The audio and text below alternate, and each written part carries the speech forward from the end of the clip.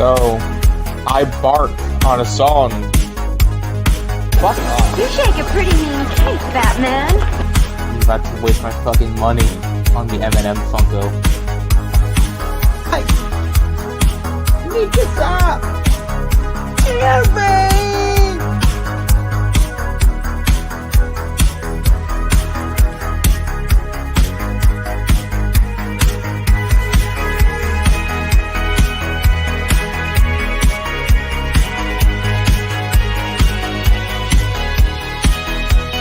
That's too many of them. What can we do to them? Sorry I'm late. Bring me that horizon.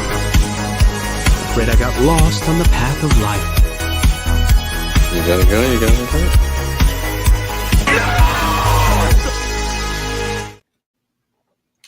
What's up, y'all? Welcome to the RoloRome cast on this lovely Sunday afternoon. It is, first of all, it is hot as hell outside.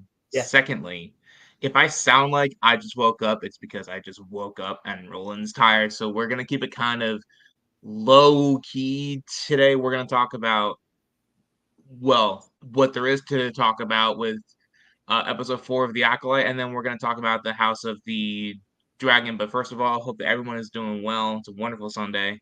Yeah. And My first we real couldn't day do off. our normal days this week because we both were just really, really busy. You know, we have to, make money to live. So yeah. Yeah.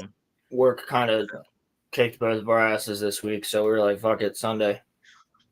Yeah, and we have to do a stream weekly, and also just a little bit of a milestone. Don't want to brag too much, but tomorrow's the 2-year anniversary of our first ever episode. So Yeah.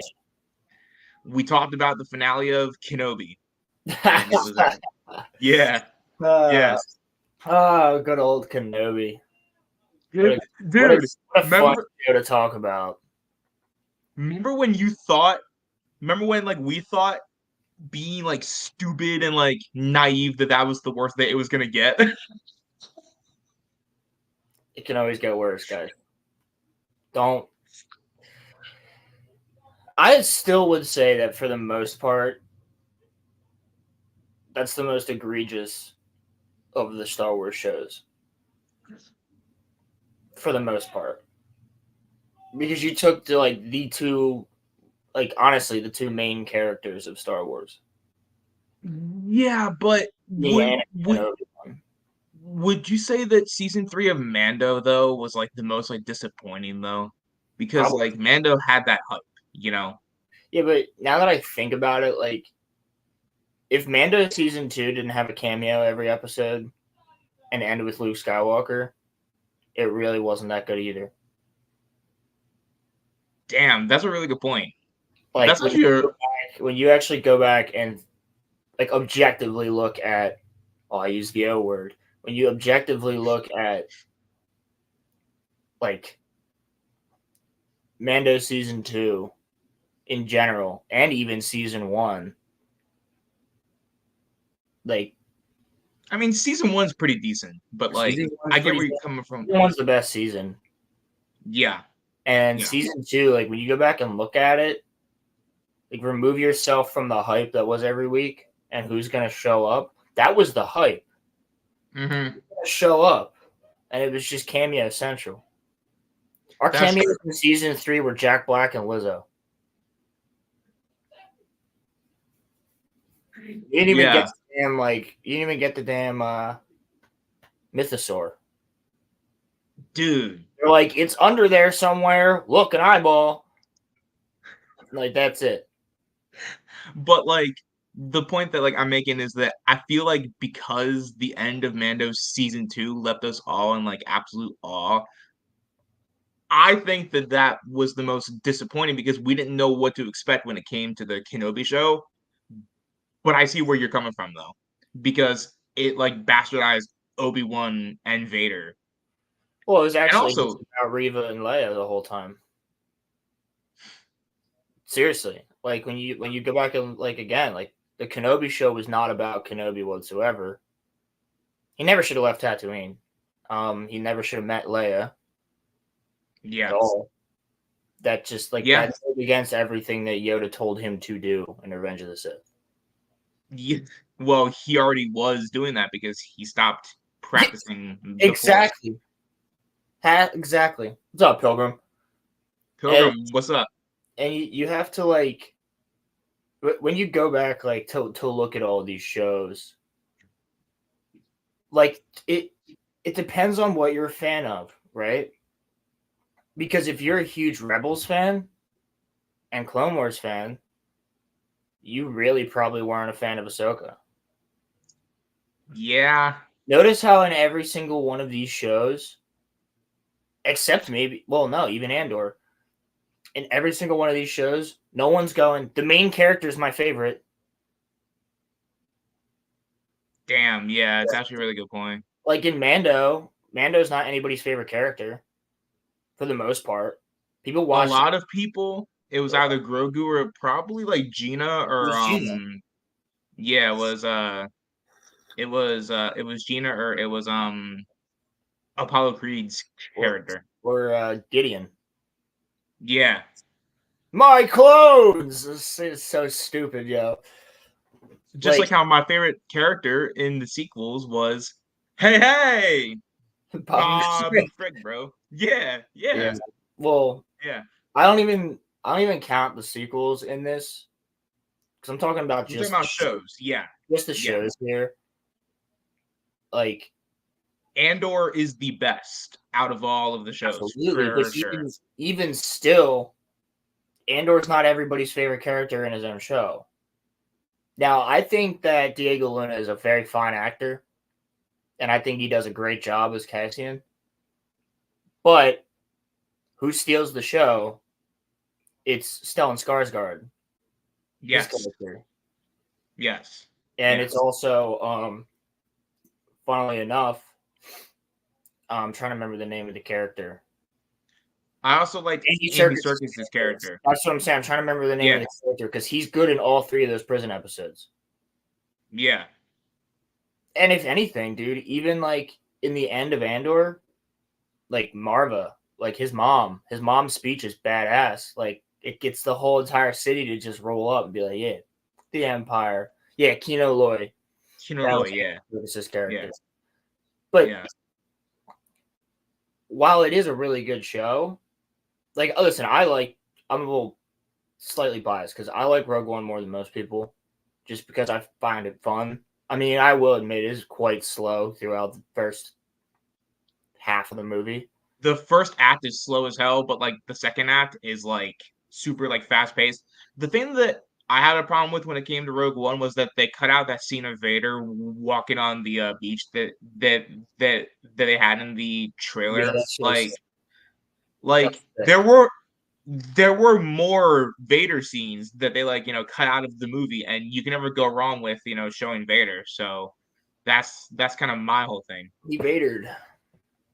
Yeah, but with Ahsoka, like when you look at the Ahsoka show, who's your favorite character? Everybody's talking about Baylan. No one's talking about Ahsoka. And certainly nobody's talking about Sabine because she's literally not the same character from Rebels. Dude, she felt completely different. She felt completely different. Her a name. She didn't act at all the same way. I was like, oh, so the war ended and Sabine just became a bitch. That's how this worked. Even more of one, I should say. I would even say that Hera is different. Yeah. Like Hera's an idiot. And Hera's a complete fool. And what sucks is that she's played by a really good actress who they didn't let do anything. Isn't she Ewan's wife now? Yeah. They're actually a little behind the scenes. They Ewan apparently cheated on his wife with her on the set of Fargo. And that's how they got married. Because they were boyfriend and girlfriend, husband and wife in Fargo season 3. Yeah. So that's actually true. Chopper is That's that's actually very true. The Chopper is pretty consistent as a character. I felt that way in Rebels too. It was him and Zeb.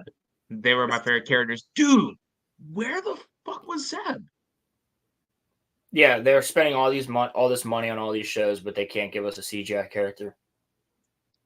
That's literally Zeb was like everyone's favorite character, I feel like, from that show. Well, next to Kanan, yeah. Most people love Kanan. I know there's a lot of Ezra fans out there. And for somebody who was actually excited to see what was good with Ezra and Ahsoka, you made him an idiot. Yeah, no, Zeb was in season 3 of Mando for all of like 3 minutes. Yeah. So and they actually he probably wasn't gonna like. I remember people asking like, "Oh, is he gonna be in the Ahsoka show then?" And I think Dave Filoni himself was like, "Yeah, the budget."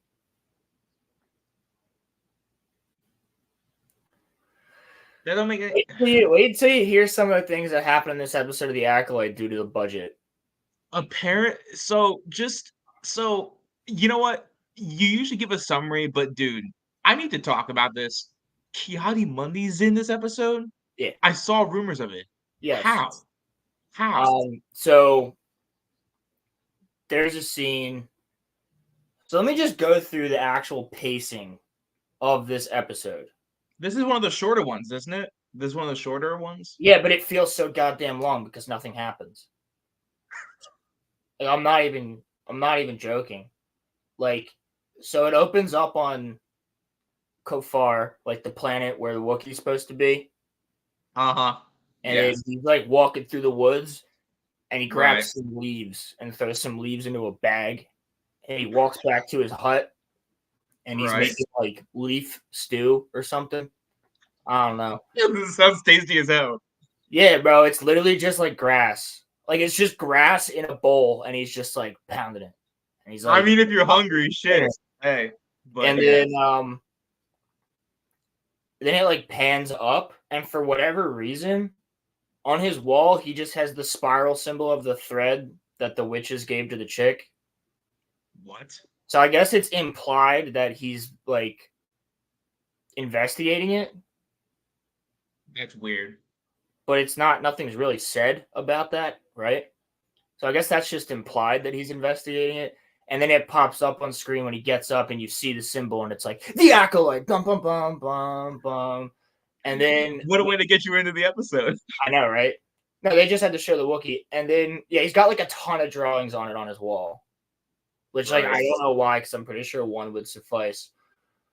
But it's like almost like he's going kind of nuts or something. I don't really know. I guess. And then this is one of those. I'm sorry, just like a little bit of a side note. This is one of those like instances where show don't tell doesn't really work here. You kind of should have told and not shown. You should definitely probably tell when you have a character that speaks a language no one can understand. And like they're not gonna let us hear his thoughts in his head, so they probably should have had. Even if we did, his thoughts wouldn't be in basic, or Star Wars' version of English. Like it wouldn't be in basic. Right. So after like the Acolyte thing pops up on the screen, they feel the need to continuously tell you the name of these planets, right? Even though they've explained like the jungle planet that we're going to is called Kofar. So then it pops up, and it's like, just in case you're stupid as fuck, Kofar, right after we're done talking about it. And then it shows barren-ass fucking Coruscant, where there's nothing, right? Because Disney Star Wars just uses the same shitty backdrop of Coruscant that has no buildings in it. There's just like a skyline in the background, and like everything else is just like flat bricks. Like pretty sure the Jedi Temple does not look like that. It has a whole freaking staircase and like all like big courtyard in front of it, like a massive. Wait a second. Are you saying that they made the Jedi Temple flat, like there's no height to it? No, there's height to it. It looks exactly the same. Like you just picked it up from like, Revenge of the Sith and dropped it into like just a flat area of Coruscant. Oh, so it's in a different area. So keep in mind, when they show the Jedi Temple, Coruscant pops up on screen. As if we didn't know. Yeah, no shit, right? So then it brings us to the Jedi Temple, and we get this scene of like X-23, like Jackie. We get this scene of her and all these other Padawans like training with this dude who looks like a twink version of freaking Tormund from Game of Thrones. And he's just like, yes, stance, move, slice, stance, move, thing, spin. Yes, good spin, bad spin. And then like he's like supposed to be training them. They're using sticks, not lightsabers. Keep in mind they're all like old enough to already have sabers. Which sabers, it's not like they're dangerous. Here's the reason: there's a stun mode on sabers. There's a setting, a lethal setting. That's why the Padawans in Attack of the Clones that are all training with Yoda have lightsabers. I was just going to mention that. Because I was just going to mention that. They're not on lethal mode. If someone did hit themselves, yeah, it would hurt like a bitch. And your leg would probably go numb, but it's not going to cut anything off. Right. Like, it would be like if probably someone smacking you with like a ruler. You know, like it hurts. Like, like a razor scooter hitting your shin. Like, yeah, it would hurt a lot, but it wouldn't cut off your arm. Right? So they're like doing their thing. And there's only one Padawan in this entire room that's a guy. Just want to point that out, that every other Padawan in the room is either Jackie or an Asian chick or a black chick. So they're all chicks? Yeah, there's no white people allowed in this Jedi Temple, except for the guy who's training them right now. Well, that doesn't really fit with any of the movies, but hey, I mean, it's fine. Well, yeah, there's also like one alien and it's Jackie. And then they do this fancy little spin, and they're like, hooked, and they're done. And it's like, wow, good job. And this guy's just kind of just like, yeah, y'all got to do better. I'm knockoff Tormund from Game of Thrones. You got to do better. Yeah, he literally just looks like a scrawny version of him. Bruh. But they gave him the beard and the long orange hair and everything. And like he's just walking through the room as they're doing this. And then it cuts to like Osha is standing by the door. Right. That's funny. Osha's always standing by doors. Just got to make sure that they're all safe for everybody in the Jedi Temple. You shall not pass. Yeah, it's just the most ridiculous name, Osha. Let's name it after. Let's name it after the org or the whatever it's called. But so she's. It sounds like she is so bad at emoting. Like, she always has the same look on her face. I'm like, it's like two monkeys in her brain with the symbols. I'm like, are you like inquisitive of what they're doing? Are you like reliving something of when you were training there? I mean, people or make is fun there of just nothing going on in your brain and like behind your eyes at all? You're just like, people made fun of Hayden Christensen, but like at least he knew how to like emote with his face. Like, so then they imply. Okay, keep in mind what happened last time we saw these characters. They tried to get May on that planet, and then May used the dust. Right. And she said, "Pocket sand," and then disappeared. Okay. And then at the end of the episode, her and Asian Ezra Miller Ezra Miller's like, "Yo, I can get you to the Wookiee so we can go kill him." And she's like, "All right, I won't kill him anymore." Meanwhile, like he disarmed her real quick. Right. And so then they leave, right? So then on the good guy side with Jedi Master Soul and Jackie and Yord. Yeah, see all these names. I wonder if you even remember if you haven't been paying attention. And Osha, they're like, all right. These names are stupid, bro. Yeah, these names are terrible. Time to go back to the Jedi Temple. So you would assume, right, that if they're going back to the Jedi Temple to report their findings, and May and Ezra Miller are already on their way to Kofar to get the Wookiee, right? Yeah. Keep that in mind. What is about to happen here at the temple? So how long does it take that we know, because they said it, that the planet in Bumblefuck space, Olega, was where they were just at last time we saw. Omega. Yeah, Olega. So they're on Olega, Right. which is in the outer rim. They say that. So they're going from the outer rim to around the core, because that's Right. where Coruscant is. Coruscant's in the Yes. core, right? That's a long time. Kofar's still in the outer rim. Did they get there before May did? Hold on. So May's Sorry. already going Sorry. there with Ezra. And then we get this scene after the training where apparently Jackie and Osha are like close friends now. Even though they just met each other like maybe a couple days to a week prior. Yeah, like Now they're like from homies, bro. yeah. They're like tight. They're thick as thieves. Because now Osha's like, all right, my job here is done. You guys know it's not me. You know it's my sister. I'm heading out. I'm dipping. And Jackie's like, oh no, you're going to leave. And then May's like, will you miss me? And she's like, kind of type of thing.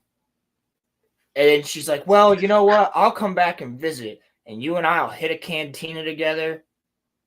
And then we can trade stories about Master Soul. Don't forget about me. So apparently now they're like friends or something. What? That's implied. That's so freaking random. It is. It is quite random. So they have this little conversation. And then we cut to Kofar.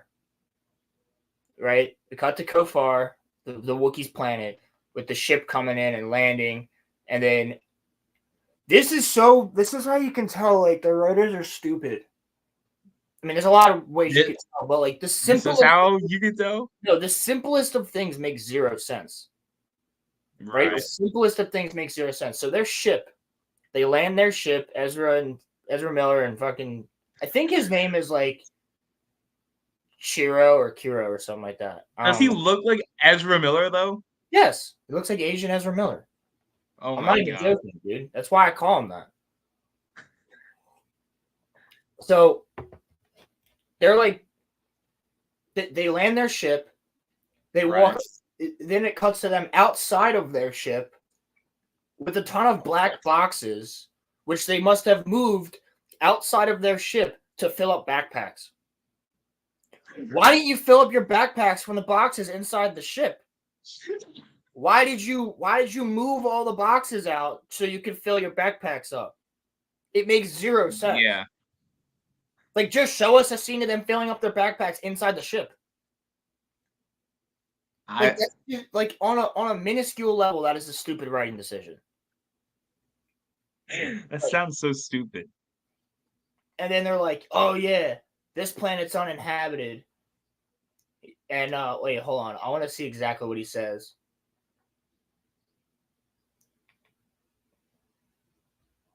She's like, "Yeah, have you been here before?" He said, "Yeah, I have, to find the Wookiee, and it was hard. That one is a Jedi who doesn't want to be found." And then they look into the jungle, and she's like, "You trekked through that dangerous jungle to find the Wookiee for our master?" He goes, "No, I trekked through that dangerous jungle to find the Wookiee to help you." And then, yeah, he said, "No, I risked my life to help you." Right. And then he goes, "Admit it, you need me." Hands her like a big bullet, which is supposed to be water.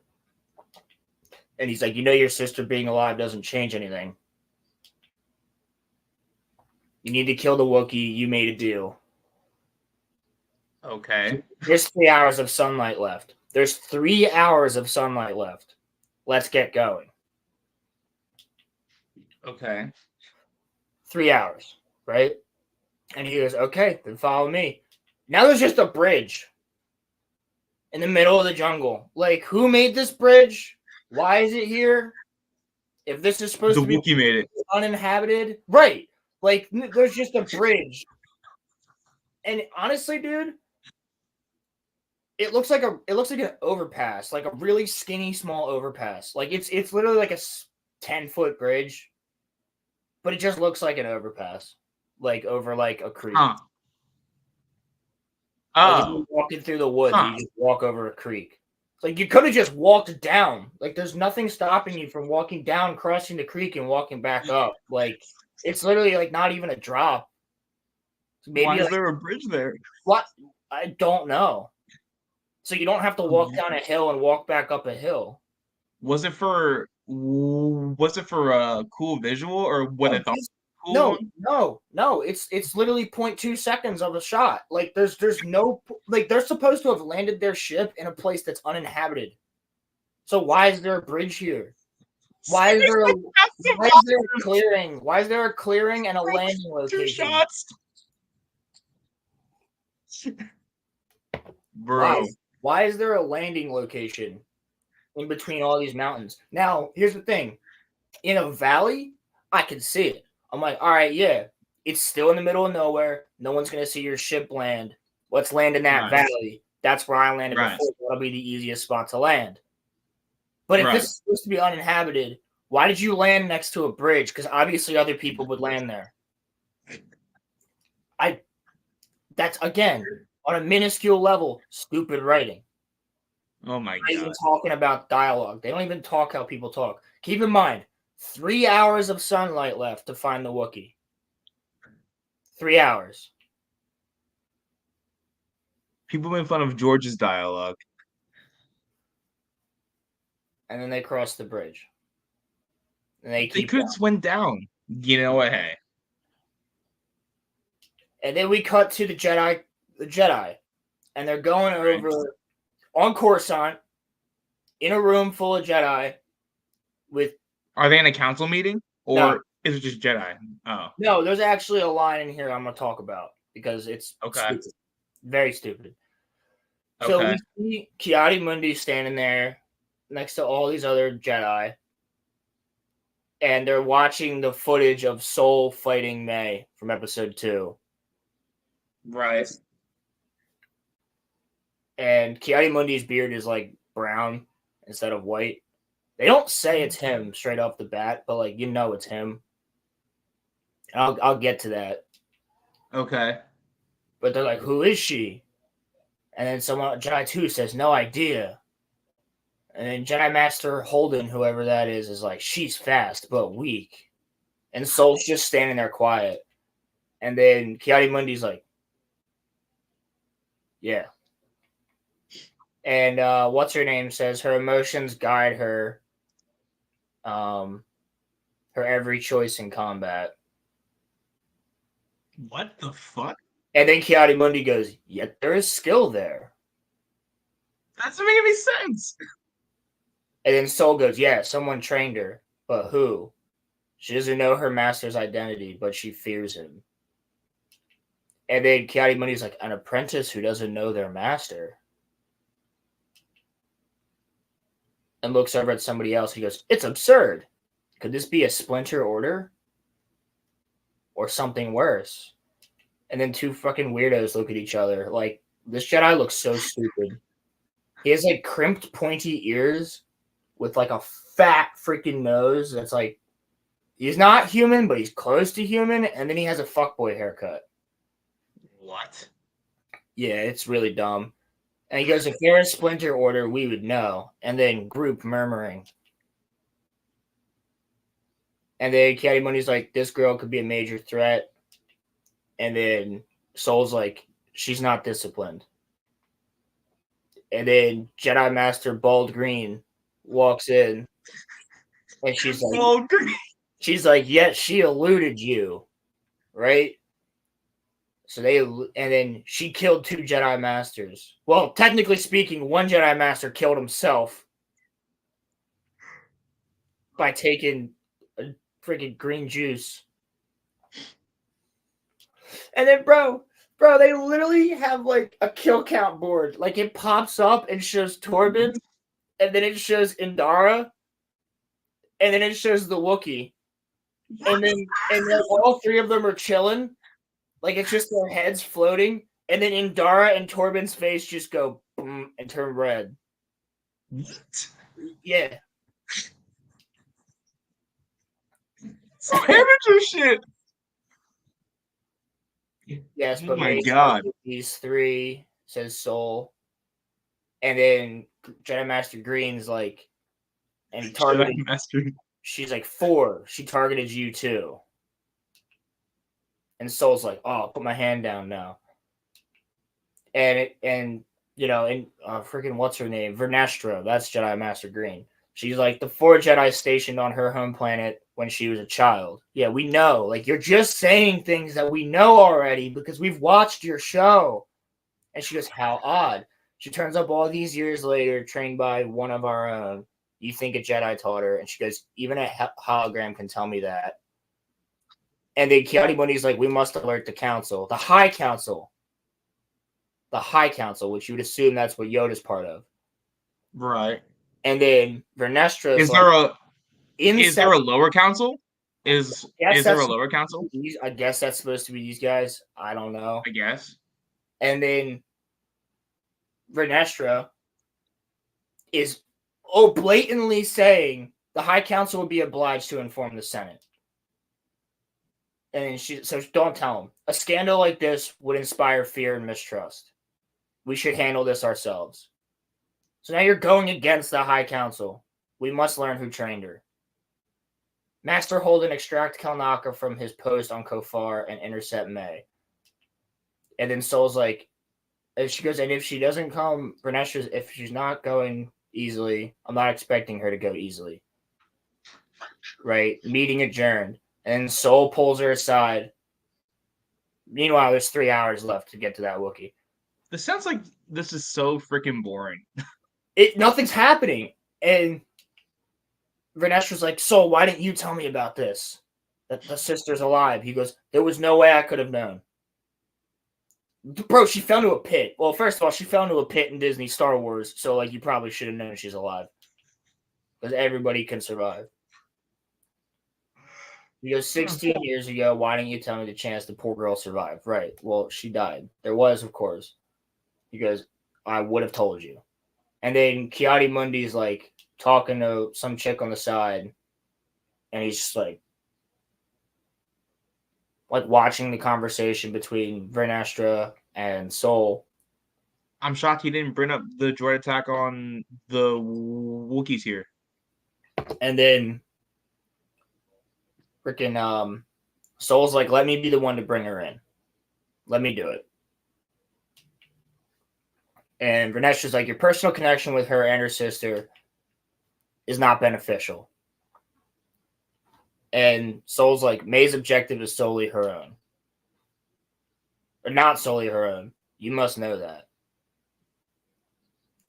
And Vernestra's like, all right. I fear that she's a small part of her master's grand plan. A plan that's difficult to see. Some sort of shift. Something to tip the scales. And then Soul says if she resists arrest and Holden neutralizes her, it won't come to that. Yeah, then her master will truly be lost to us. Just true. That's actually a good point, Soul. She will not surrender without getting something in return. And then Vernestra says, do we have something she wants? And Soul's like, yes. Meaning Osha. The sister. Oh, no. Oh, no. Then we cut back to the planet Kofar. And they're just walking. And Ezra Miller's like, he goes, so you engage them unarmed, but can you use their saber if you disarm them? And he picks up a stick and wiggles it around. I'm not even kidding. He goes, or is that cheating? I'm just curious how you're going to do it this time. You failed so much. Facts. God damn. Like, I didn't fail. I killed Indara and Torben. He goes, but you killed them your way. You didn't kill Torben. He killed himself. He The only person that killed him was him. But we still don't know why. Like, he didn't do anything in that flashback bad enough for him to just go, yep, kill myself.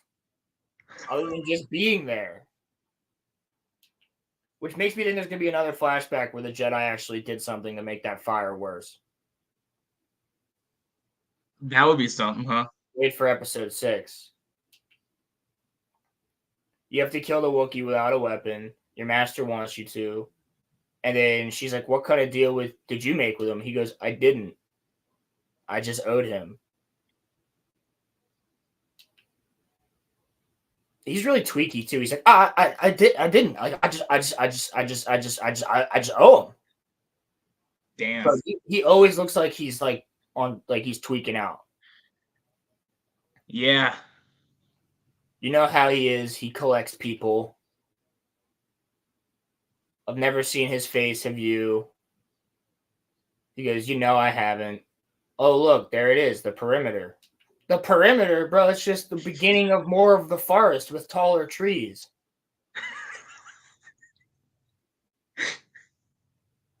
And then May's I can't believe my sister's Jedi scum. People don't talk like this, dude. What was she like when you spoke to her? And he goes, she seemed in over her head, honestly. She seemed really fond of that one Jedi Master. What was his name again? Soul? This is such bad writing. Anyway, let's get going. And they just turn around and keep walking. And then May's like,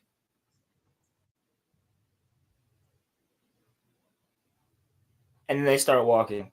Because there's nothing going on behind her fucking eyeballs. Neither one of these characters knows how to, well, they're the same actress, but she just can't emote for shit. And then we have Osha walking through the temple to go to the transport to leave. Right. And there's her little iPhone robot that she's talking to. And then Soul walks up and Soul's like, hey, we're going to go get your sister. And she's like, my sister's a murderer. I hate my sister. And he's like, yeah, well, you're the only thing that we can use to get your sister in. There's still good in her. I sense it. And she's like, oh. Okay. All right. I guess we're going then. So then they hop on a ship. She goes, I will reluctantly help you then. Yeah, no, can't. I'll talk about that, Pilgrim. That's for after this. That's after I go through this episode. Oh, shit. I can't play it on stream, though. We'll get fucking in trouble. She's copyright people now. So then does this actress sing or something? She did a diss track on Star Wars fans. What? Yes. Yo, I might respond now. I've been working on my album. I might make like a mention about her or something. Steinberg. Yo, man, I should. Nah, but so how much longer is left in this episode? I'm at 12-14. Jesus Christ. Out of 23-18. Oh my God. Yeah. What's left? So they get onto the ship, and now there's mad Jedi on this one ship. It's Soul, Yor, Jackie, a ton of randoms, one white guy who you know is gonna die, and a Keldor who looks like Plo Koon but probably isn't. Now, keep in mind, Plo Koon's a couple 100 years old, so he could be there. Kiadi Mundi, however, is negative. He should be -40 at this time. Now, to take a quick aside is that Wall Theory. I'll play parts of it then, Pilgrim. But while Star Wars Theory was actually going through the episode, going, how is Kiadi Mundi alive? Somebody in his chat told him that Wikipedia was real time updating Kiadi Mundi's page to make it that he was born. Fuck you, Siri. I didn't talk to you. but was updating it real time. What? Real time. Like, just to make sure that he was old enough, that it made sense that he was there in the council, like changing his whole freaking backstory in real time. On That's some scummy shit. Yeah. What? So then they're on the ship and OSHA's laying down playing with her droid, her little iPhone. I thought you were gonna say something else. I was like, what? And all the Jedi, I wouldn't be surprised. And all the Jedi are there, and then this little gopher walks up to her. Gopher. I'm not even kidding. I'm not even kidding. It's like a little Ewok-sized gopher who's just like, yeah. And he like walks up, and the droid just shoots him in the face with something. I'm like, is that water, oil, acid? Like, what the fuck is that? Like, he's on the same ship as you. What? And then she like apologizes to it, and she walks up to Jackie, and she's like, what is that thing? And she's like, oh, that's Basil. You're like, okay. And she's like, is he or they on our side? What? Not like because every random person says that. No, when you meet an alien in a movie, you go, is that a he or a she? You don't go he or they. So you're not allowed to be a she, apparently. But she goes, is he or they on our side? No, we just have a random ass gopher on our ship. Fuck, wait, that's not supposed to be here. Like, yes, of course it's on your side. You idiot. What kind of question is that? You're surrounded by Jedi. Imagine if all the Jedi just like turn around and they're like, fuck, wait, that's not supposed to be here, and pulled their lightsabers out and killed them. Like, he's walking around the ship, hanging out with everybody. She goes, is he on our side? Oh my god, bro. Not. I can't. And then Yord's like, that's our tracker. We need a tracker. And then a really expensive landing shot of the Jedi ship comes in, and all the Jedi get out, and they're like, yeah, we're cool looking. We wear yellow robes instead of brown ones right now. And they all get out in the mist, and they're like standing around. So you know this is like, and then Jackie walks up to like two aliens that seem to get pissed off at her. And she's like, the locals haven't seen the Wookiee in months. They said he just walked into the woods and never came back. So then we have little Gopher Boy. Oh, here's the thing. They just have a piece of Kalnaka's cloak. Why? They haven't seen him in a year. But they're like, let's keep this little memento. It's a piece of his robe. And they hand it to the Gopher, and the Gopher's like, yeah. And then he just goes, ah! And then he just starts running. And they're like, follow him. I'm shocked that they didn't name it Batcher. Might as well have. Basil. Close enough. All right. So Brazil is leading them through. So he's leading them. Keep in mind, all of this, they have now gone to Coruscant, spent time deliberating over what to do about May, found OSHA again, gotten on a ship, had time to talk about, what's up, dog? Happy Sunday, brother. Had time to talk about all of this, go to the planet Kofar, land, talk to the locals, hand this thing to the frickin' Brazil, and then have Brazil lead them to the Wookiee, all within 3 hours. That's definitely not his fucking name, but that's so funny. All within 3 hours. Yeah, no, wait. Okay, no. That's not possible because... But May has been here already. May's been here for like a while already. She's like, we got 3 hours left. That's the first... This planet, you said, is on the outer rim, right? Yes. Okay. There's no way that they would have been able to get there within 3 hours. Bro, no way. After episode 2, May goes straight there. Right. The Jedi have to go back to Coruscant, talk about everything, have time for Jackie to do a training session. Right. Talk to OSHA, OSHA to leave, then the Jedi to deliberate over everything going on with Ki-Adi-Mundi, who shouldn't be born yet.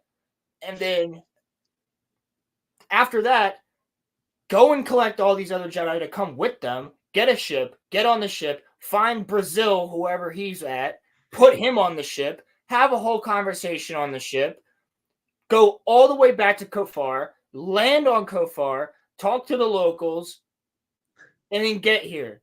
When May was already there the entire time and said we have 3 hours left. This They is did not all that in 3 hours? This is not the They next did all that in... No, 3 hours. They've done it in less. They've done it in like an hour. Because now they have to walk. Now they have to walk the entire way to the Wookiee. So they've done all of this in like 45 minutes. These people move so freaking fast. You know, in the EU, light speed could take weeks. I've heard of that, yeah. Like in Yeah. Clone Wars, even. There's times that they've been in hyperspace for like 2 weeks. Yeah. Shit takes time. Yeah. So then we have this conversation between... Kenobi, Well, fuck you. Sorry, actually, there was a whole conversation when they landed where Osha had that same stun gun that she sucks at shooting and missed May in episode 2. right. And she's like, Yord just goes, all of a sudden he's all about, like, even though they know she's not bad, Yord's just like, hand it over, citizen. You can't have that. Even though we're friends now. And she's like, no, I needed to protect myself or deal some damage, like Skyrim. And he's like, fine, keep the blaster then. And then, like, walks away. And, like, they're walking, and she walks up to Yord as Brazil's leading them down this mountain. And he's like, she's like, yo, Yord, real quick. He's like, what's up? And she goes, I need you to stop May. Because I'm going to hesitate again if I see her. Yeah, pretty much, Kenobi. And if they're not in the show, the actor that plays them is. Other than Soul. Except for Soul, yeah. I was just like about to say. So then Yord's like, don't worry, we'll stop her. Hey! Happy birthday, Star Wars dog! Hell yeah, dude. I miss you, buddy. I hope you have a great sir. Sunday. And Yes, sir. you can watch House of the Dragon tonight and enjoy it. But don't watch this. Don't watch The Acolyte. Yeah, you I doubt you will. But don't. It'll make your brain rot, dog. Don't watch it. So then as they're walking down this mountain led by Brazil. Yeah, everybody say happy birthday to Dog if you're in the chat. Everybody, if you're watching this post show, comment happy birthday to Dog as well. Yeah, and also go subscribe to his channel. Yeah. Everyone go and give him a sub. That'll be his birthday He's the- present from all of you. Give him a sub. Yes, So sir. then it cuts to May and Ezra Miller running through the jungle. Now they're booking it through this hot, moggy jungle, right? And then it cuts back to the Jedi who are walking through these trees. And, let's drop the link. I got it. You just keep on talking. So they're walking through these trees, these big bulbs on the trees, and freaking what's his name, Brazil, is just like, ah! And they're like, oh no. He says it's sick here. The forest is sick or something, which is like a straight line out of Tolkien. This forest feels sick when talking about Mirkwood. And then Osha's dumbass has a great idea to poke one of the bulbs on the trees. And she's like, nothing. And then just walks and turns around, and guess what? It's a big old roly-poly. And the big old roly-poly climbs up the tree and disappears. And she's like, Soul? And then it freaking flies up in the air and flies right into his lightsaber. What? It flies right into his lightsaber. No, drop the link for him to come on. Oh, I thought you wanted the link to... Well, both, but yeah. So I thought you wanted the link to the channel. Shit. It flies right past 2 Jedi, which in my mind, bro, I'm jumping out of the way. If it's going for the guy behind me, I'm a jump, right? And it's getting darker now, right? It's not yet those 3 hours, but it's getting darker. So then it flies right into Soul's lightsaber, and Soul's like, "Oh, they're attracted to light." Okay, so that's gonna come up later, and they're like, "Oh, that sucks." And they keep walking, and then Osha's like, that creature, I knew it was alive. I could sense it. And now it's dead. Well, yeah, it would have killed you anyway. But that's cool. And then Jackie's like, feel great about people that become the living force. Or into the force nexus or whatever the hell. And she's like, yeah, okay. Apparently they have a relationship now. And then it shows a sunset, the sun setting. And then we have this scene where May's like, I got to sit down. And Ezra Miller's like, no, we got to keep going. We're almost there. And she's like, I need to sit down. He's like, all right, I'll find you more water. And they argue a little bit. And then sunset shot again. And then it cuts to the Jedi. And then it cuts back to Ezra Miller. And he's running through the forest with, I guess they didn't bring enough water, idiots. And then he rolls up with water.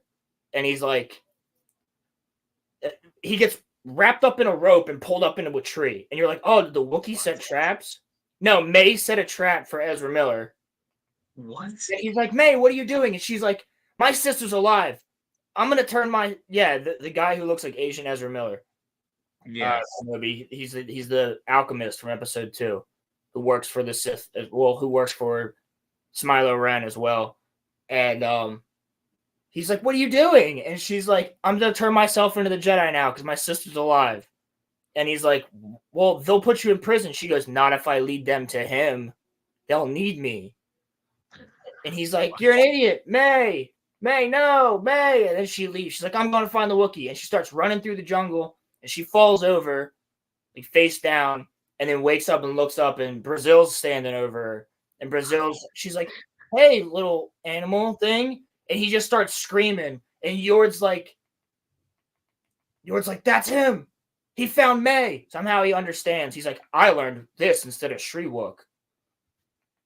So they start running towards the location. May runs inside the building where Kalnaka's supposed to be. And she walks in. She's like, Master Kalnaka, I'm here to turn myself in.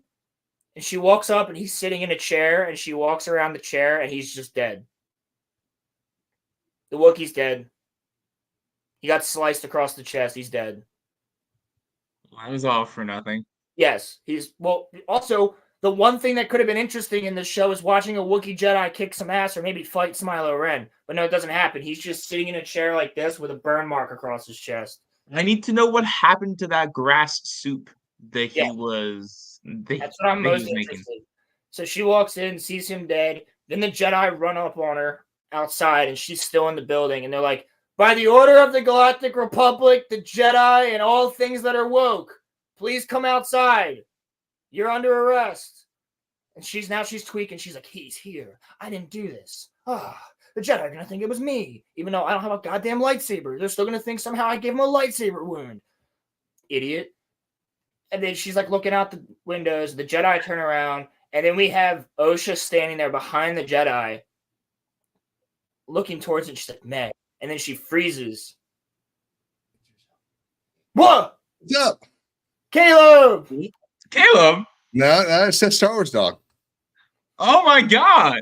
Yo, what's going on? What's up, boys? Not much. How y'all? Oh, doing good. I'm just talking about the masterpiece that is The Acolyte. Oh, okay. Anybody watching this? Yeah. Wow. What's up, Kenobi? I do really enjoy that you called him Ezra Miller. That's exactly what I said. Like the very first time I saw him, I was like, "This looks like the Disney Ezra Miller." Are you watching this show too?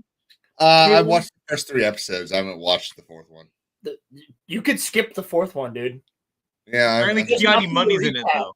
There's literally nothing to recap. Like next week's episode, you could probably just watch the recap and be like, "Yeah, okay." You missed a lot of walking around. Tonight's the most important one. Real shit. I'm glad you're on here though.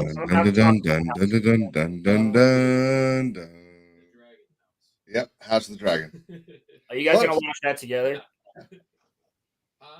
Are you guys gonna watch that together tonight? Yeah, we're gonna cuddle up in the bed together. Sick. There you go. No, I'm heading out in a couple minutes. Oh, dude, I'm glad you popped on. Yeah. It's pretty awesome. Yeah, we thought this would be funny. It is. It is interesting. At first, I saw you down there. I was like, "Dog grew a beard," and then you popped off, and I was like, I "Oh!" was like, bro, what happened to Like dog? carried away. I'm so We know sorry. I can't grow a beard. I Nah, was like, you had that "Ow." little chin fuzz like I was like, "How do you do that?" 3 or 4 months back. Yeah. You do comb that. I do. I do. Get Yeah. some pomade, maybe some Yeah. spray on. But yeah, Caleb, you really didn't like miss anything with this episode except like Kiadi Mundi's in this episode. So yeah. Oh, trust me. I've been on Twitter this week. I've heard all about Oh, Kiadi he's like, Bundy. Oh yeah, they Like, actually, apparently the Wikipedia people. Did you get Theory's gonna like sue him if they don't stop? yeah, I heard about that. Yeah. they don't stop. Well, they defamed him. They said that he sent cronies after Wikipedia. Wow. When in reality, people were just pissed off that Wikipedia is changing the history of a character in real time because of an episode of the show. A history that did not need to be touched, really. You could have put there's multiple other Jedi you could have put in that room. It doesn't make sense that they're adjusting it though, because now there's more to that character. Whether or not it's horseshit is kind of irrelevant. It's technically canon, as much as we don't. Like Yeah, he's got a point rolling. I think It's stupid, but yeah. I think the main thing though is that they Sure. threw Kiadi Mundi in there, knowing right off the bat that People were gonna be pissed. because of his line in the Phantom Menace. I think their whole point of making the show was to piss off everyone else. They wanted the Like, all gayest Star people Wars that were ever. hanging on by a thread. They're like, we just want to just get out of here. Yeah, We want all new people. We want Yep. all new fans. We don't want you. it's exactly Go what fuck yourself with you stupid nerd. Yeah, right? Dude, I love one of the quotes the Theory said. It was exactly right. He's like, the same people that are making Star Wars today are the people that used to make fun of me for liking Star Wars back when I was a kid. Mm-hmm. They're still the jocks and the bullies and all They're that. also weird people. Like, Yes. They're not like the jocks that were like cool in the other way. Yeah. They're socially awkward, weird people. They were the rung below the Star Wars nerds. Exactly. Yeah. They looked up. They wanted to be the Star Wars nerds Instead, they were being downsized. and Now running down the hallway with their arms behind them. Yeah. I had one. yeah. And now I don't even think sequel fans are getting like catered to now. Like now Yes. they're trying to cater to like a whole new group of people. I don't know. Gorilla. Yeah. Did you like anime when you were like young, No. Roman? Not even Pokemon? I Well, got into Pokemon, Dragon Ball. Yeah. Come on. I got into Dragon Ball when I was like 10. Yeah. Did well, one of y'all did one of y'all run down the hallway with your arms behind you? No. I Naruto ran. Yes. Yes. I didn't. Yeah. Yeah. I did not. No. Did you He get gets it. did you go to I was Area running down the 51? special ed hallway. I was running down the special ed hallway going like this. Yes. Yes. Were you one of the guys at Area 51? No. Oh my god, yeah. No. I forgot about No. that. No. God. There's actually quite a few people that showed Yeah. up. Yeah. Okay, we're in a storm. I can't believe that people actually tried that. Or I that know, like, right? That shit was pretty fucking funny. I love how the military's like, we have 50 caliber machine guns. You can try. and then there's just this dude that did like a Naruto run trying to like get into it, but apparently he like vanished and he like hasn't been seen since. So maybe he actually got in, but like they just won't let people see like what he saw. Conspiracies. I never heard about this. I try not to look at the conspiracy theories, but like Why? They're like the furthest that I will entertain is when people say that the Earth is flat when it's clearly not flat. But yeah. But Roman, didn't you know there's a giant ice wall that surrounds all of Earth? His subtitle is your friendly neighborhood fan. Oh, it's a Spider-Man thing. Yeah, but it's a little bit of a shit. Oh, I guess. What are you saying, Caleb? What? Huh? What is it? Yeah, we're just fan. I'm just admiring all the posters. Yeah, who do you have behind you again? Michael Jordan. I have Michael Jordan, Eminem, Martin Luther King. I'll turn my chair. Wrong way. I'll go this way. Yeah, I mean, Right there. Yeah. you can't stop those guys.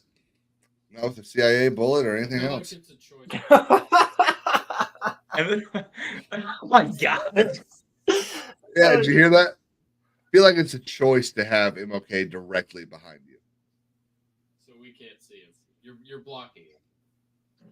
Okay, Racist to first me. of all, And he moved further in front of it too. I didn't plan when I started streaming exactly for my setup to look like this, but MLK was already there, so I'm not gonna move him to like a better spot just so that he can be in view because You should switch I've got places Michael with him. Jordan. What, Roland? You should switch places with him. Actually, you should just hold up. So you Emma. already so what you're saying is one's enough. No, that's He's got the check, the box check. Yeah. He's oh got my one of god, them. dude. That's his diversity hire in the back. Exactly. Yeah. Go, bro. Look that like. He filled out his DEI sheet. Yeah. And now we just need to get him to fill out a C100 permit. He doesn't know. More of a. But the thing is, Kenobi, unfortunately, Acolyte is canon, which sucks. For them, so is the sequels. The sequels are just as canon as the The Acolyte. sequels are not canon. The sequels are a fan fiction. Jesus. The sequels are not canon. Everything after 2012 Yep. is fan fiction. I'm gonna go hydrate. I'm quite hungover. I'm gonna go drive to Columbia. Drive safe. Thank Yes, you. sir. Thanks for popping I on. appreciate that, Rolo. Roman didn't say drive safely, so Obviously, drive safe and dog. Have Happy a birthday. wonderful birthday and yeah. enjoy being 50. Peace out, guys. Love you, gentlemen. See ya. Peace out, y'all. God bless. That was nice. That was nice. that dog popped. Yeah, I was like, wait. Beard. I was like, what? So we see him down here, right, in like a small little screen on the back room. So when I Yes. saw that, I was like, that can't be. And then Caleb, I was like, as he was popping, I was like, that's fucking Caleb. He's there for his birthday. Yeah. Yeah, dude, that's. But yeah, so Yeah, they got lit last night, for sure. so here's like the thing. The thing is, like, in all realness, was anybody asking for Acolyte? I really don't think so. No, it took 4 Like- years to make this. Okay, but why would they make it? Like, Almost like- at the end of this episode. okay, We proceed. literally have a couple seconds left. What? So all of that has happened. Kalnaka's dead. Right. Amazing. Kalnaka's building, crashed ship, whatever. The Jedi are outside. Osha's standing like right behind the Jedi, so it's like Osha, and then the Jedi, and then Kalnaka's ship with May inside. And then behind Osha, Smilo Ren floats down. What the fuck? What? Floats down behind Osha. And all the Jedi turn around. And Jackie's like, what is that? And then Soul's like, Osha, move. And she can't because she's stunned with fear. And Smilo Ren gets right up to her face and turns his lightsaber on. And then force push, and then all the Jedi whip their lightsabers out. And then he force pushes her I thought to you were the gonna say side. something else, fam. I was like, what? No, and then he force pushes Osha away to the side, and all the Jedi jump towards him, and he force pushes the ground and sends them all flying back, and the episode's over.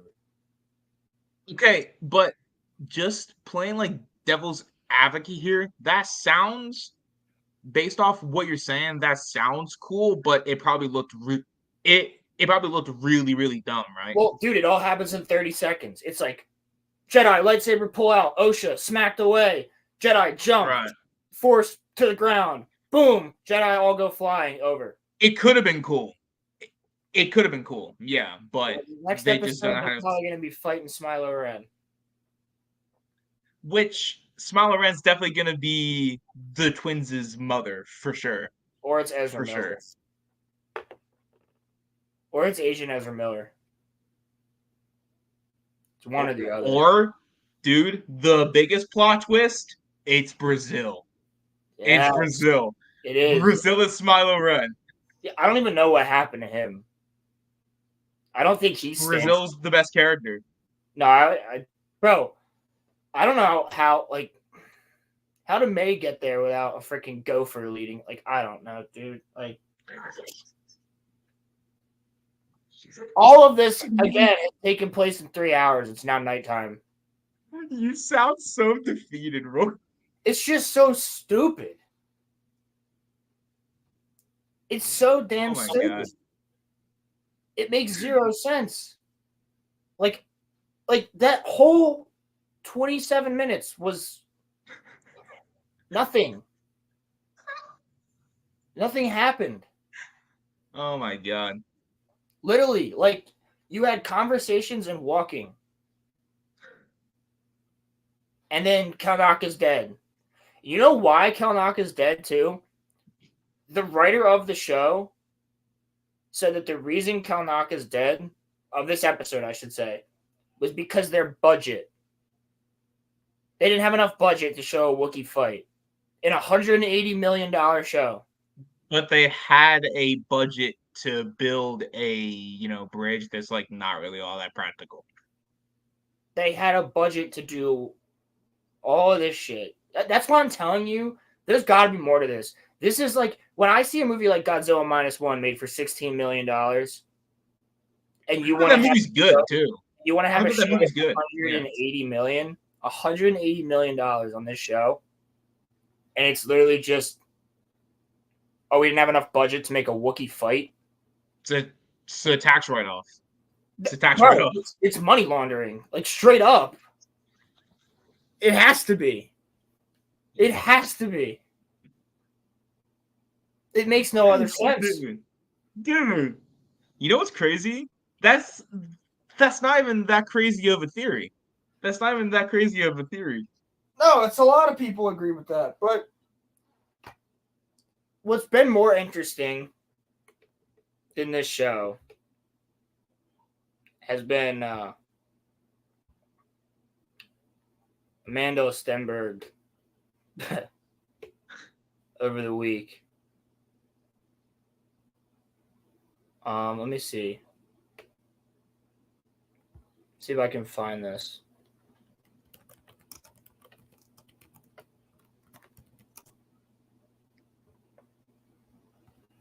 I love how I look up Star Wars actress and the first thing that comes up is hates white people. What the fuck?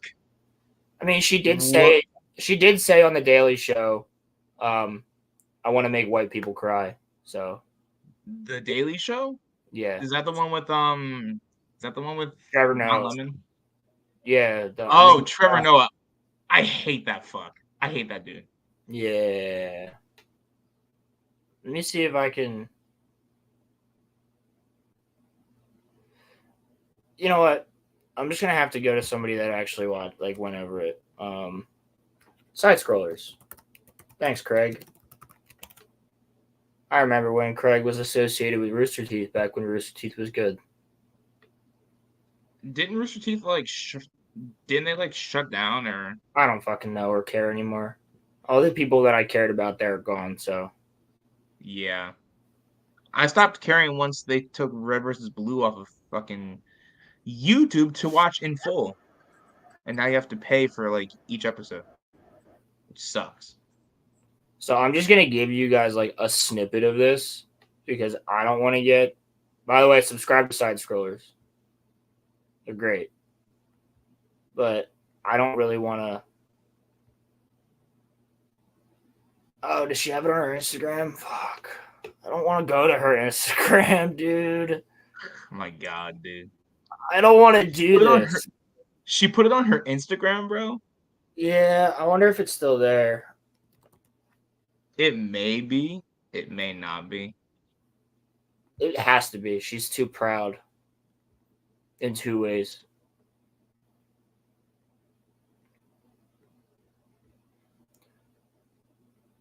my god, yeah, fucking Jackson. Cloudy with a chance of tomboy. I saw that post. I saw that post. Yo. That shit is hilarious. All right. Hopefully, fingers crossed, we can, recreate that picture, but in actual real life soon. Fingers crossed. We'll all be older and fatter and all have beards. And yeah. Most of us have beards. Some of us got fatter. Oh my gosh, dude, get her the fuck off my screen. Why no, she here? you have to endure this. Why? I had to.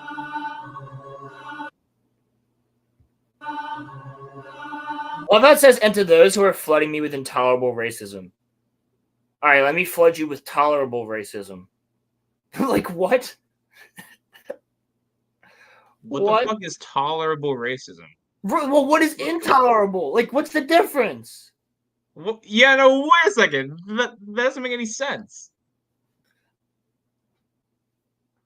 All Yeah, right, the level of cringe is through the roof. A half-white millionaire who worked with Harvey Weinstein's former personal assistant is playing victim. I'm gonna just like that one. Firmer, it's former, but yeah, I get the sentiment.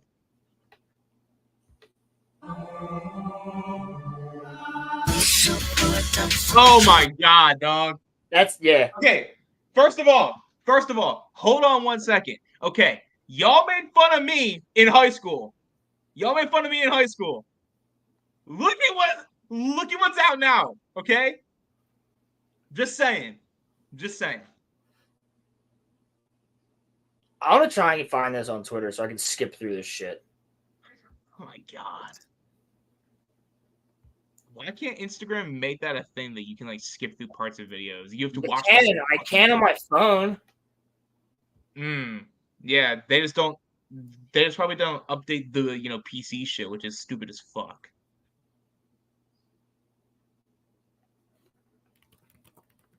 That you can just tell 7 or 8 seconds in that's just terrible. Why even put not everybody can make music. Just don't do it. Oh, just don't do it. Master of TDS posted it. Perfect. The Acolyte decided to pull the racism card on Own the Haters by flailing around like a fish out of water, gasping for air while singing about how oppressed she is. This is Star Wars now. What's going on, Jake? Yes, this is a Sunday John. Yes, sir. All right. Oh, God, this is so fucking cringe. You're going to have to go through this, too. We're going to lose. I'm about to... If you force me to watch this, I might have to end our friendship right here. After watch it right now. Just for almost 12 years. After almost 12 years, I might end our friendship. I swear to God. Roland. Bro, this is a diss track on Star Wars fans. Latest tiny release and why people cry to see us as human beings. Trevor asked what I want the people to know. I said white people crying, what's the goal? Yeah. You're fucking white, chick. Your dad is a fucking white Jewish man.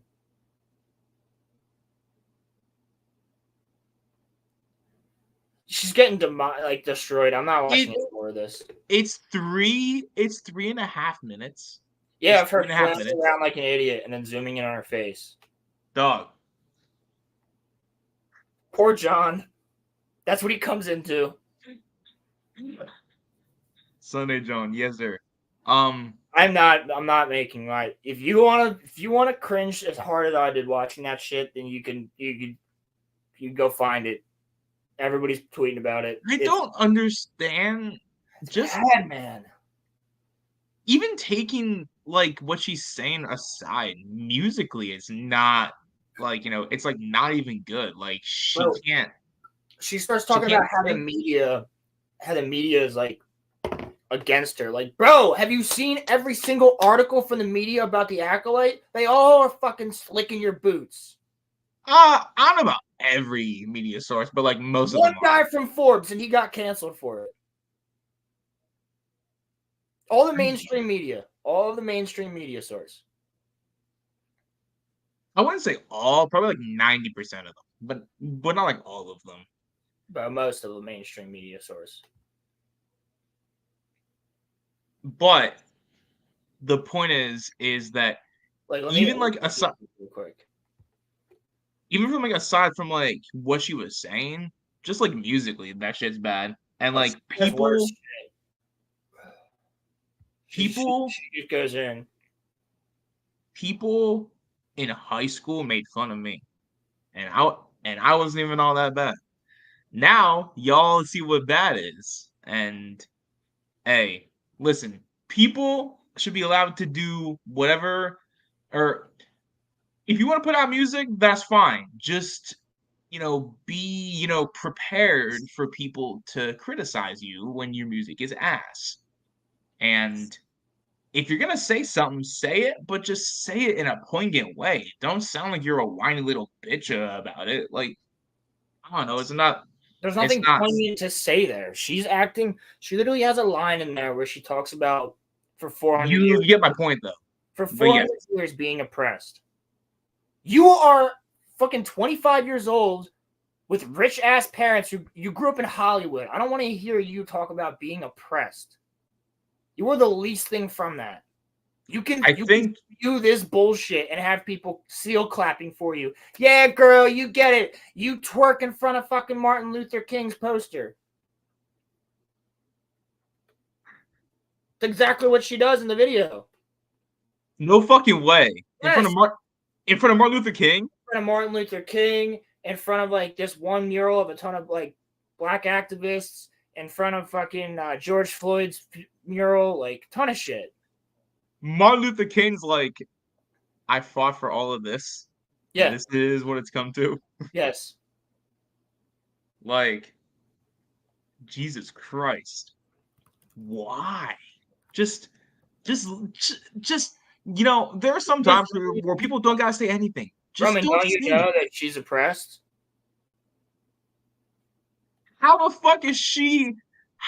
She's part of the elite. How is she oppressed? She's part of the problem. She's half black, Roman. Dude, I don't give a fuck if you're fucking purple.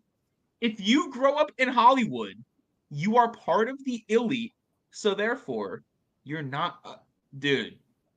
It went up. It was at it went down. It was at 16% last week. I thought last week it was at 12%. No. No? Oh.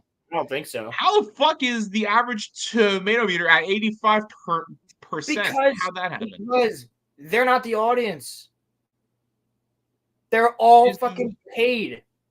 Is the tomato meter the critics? Is that what that is? Yes. Oh, okay. Makes sense. I was about to say. Yeah, look at it. Meanwhile, House of the Dragon sitting at a beautiful 91%. The Boys is at 93? What the fuck? I can see why. Apparently, The Boys is making fun of Marjorie Taylor Greene or something. The Boys is making fun of a lot. House of the Dragon's at 91%. That's it. That's crazy. Oh, so it's at 72%, but then the top critics have it at top critics 72, all critics 85.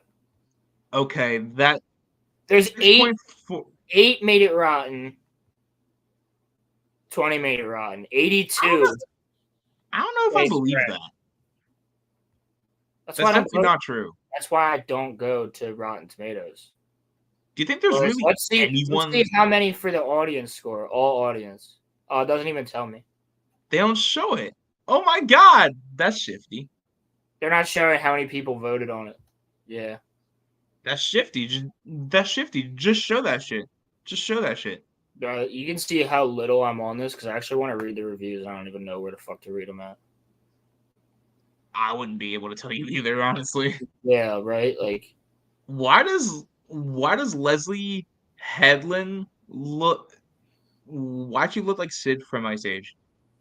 She does. She Shout out to Quarter Black Garrett for being the one to say it. She was the only person that didn't get molested by Harvey Weinstein. What the?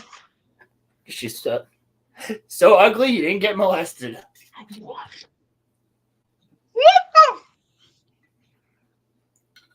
That's fucked up. So ugly she didn't get molested. Oh my god, dude. But she let all the women through the door.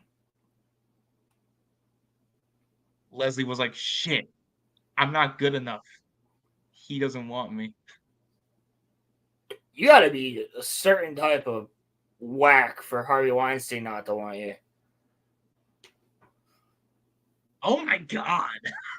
Dude. Shouldn't Leslie Headland be in jail? You would think that she should be in jail.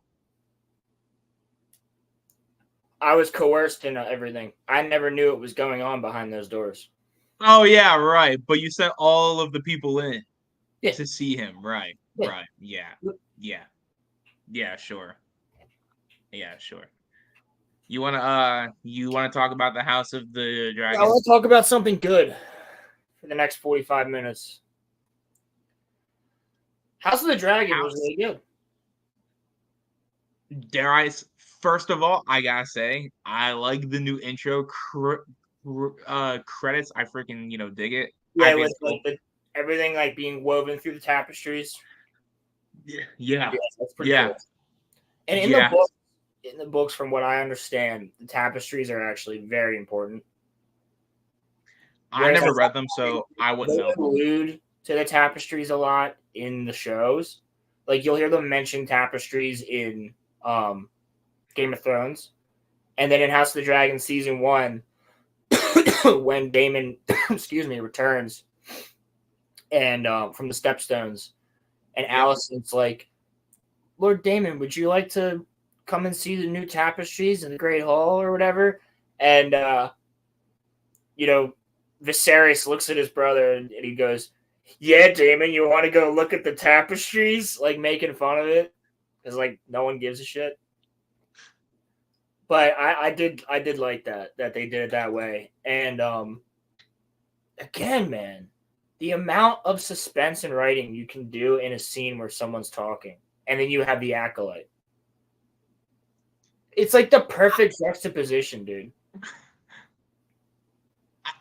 Like one show that's mostly dialogue is so interesting, and then another show that's a lot of wide shots and barely any fucking dialogue. But when there is dialogue, it sucks.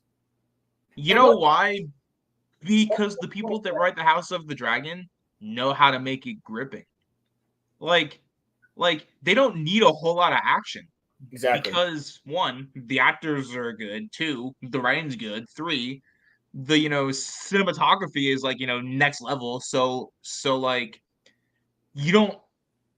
That's kind of the thing. Disney's getting beaten out by Max here, and it's like not even close. It is not even close. It's not. It's really not. Yeah, it's just it's bad, guys. But one of the things that you have to say is Lee Jung-jae, who plays Master Soul, didn't even fully learn English, apparently. Huh. Like, he only learned his lines, for the most part, and what they mean. So for a guy who literally barely knows English to be the best thing in this show,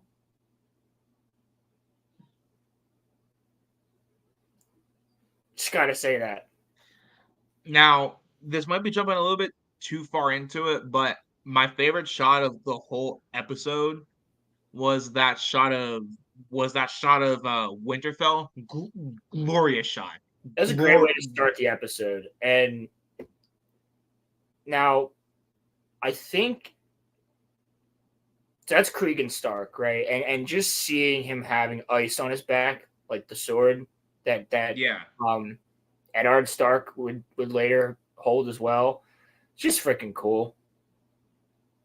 Being at the wall again, and just Ceres, like being up there and having a conversation with him. So they mentioned like the dragons won't pass the wall. So you can assume that like the conversation they had where Cregan Stark says what lies beyond the wall is death. Yep. You would assume that they know of the White Walkers, and maybe Jacaerys is told about them. But then Jacaerys gets the letter that his brother Luke is dead. His little brother Lucerys. And throughout this episode, you see Alicent, who feels bad for it. So she, lights a candle for Lucerys. And meanwhile, I want to know what happened when Aemon returned. Can I just say, because you mentioned Alicent, so in season 1, especially with like the episodes that I like watched at your house, but I went and I rewatched everything before this episode. But now that I don't know if it's different in the book because I never read them, but I don't know. I kind of feel like Alicent doesn't really want this conflict as much as I thought that she did. No, she doesn't. I muted Yeah. you. Television.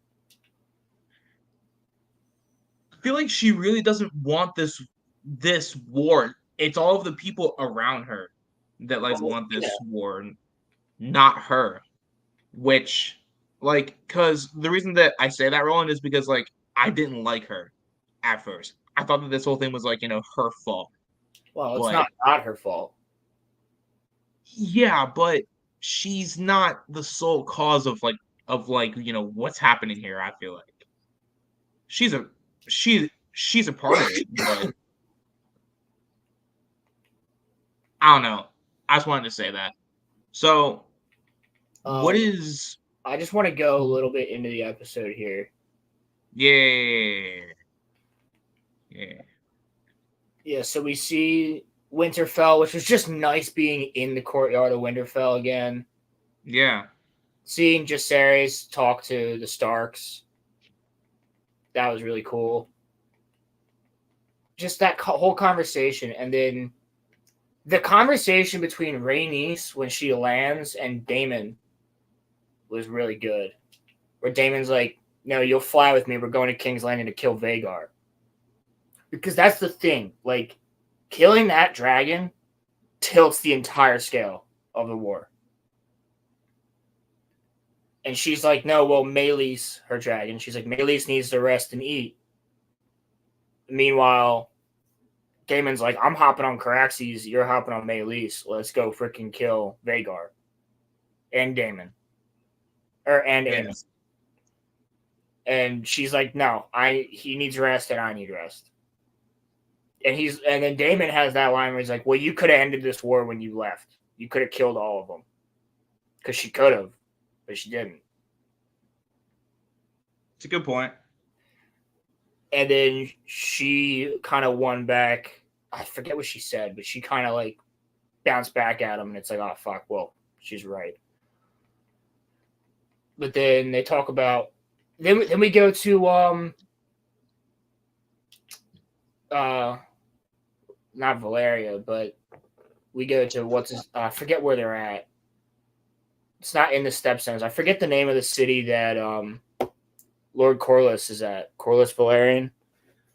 Isn't he in Dragonstone, or am I dumb? No, he's not in Dragonstone yet. Corlys is still back at his home. Right.